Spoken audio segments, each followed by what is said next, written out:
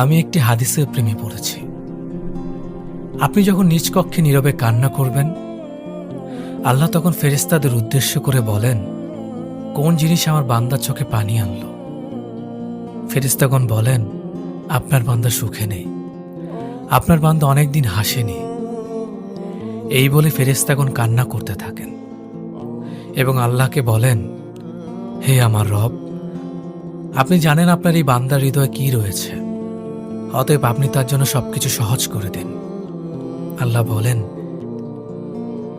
আমার এই বান্দা জীবন থেকে এমন কিছু হারিয়ে ফেলেছে যা সে অধিক ভালোবেসেছিল। অতএব আল্লাহ বলেন, আমি শপথ করছি, আমার এই বান্দা তার জীবন থেকে যা হারিয়েছে তার চেয়ে উত্তম জিনিস আমি তার জীবনে এনে দেব, যা দেখে দুনিয়া ও আখিরাতের সবাই বিস্মিত হবে। সুবহানাল্লাহ।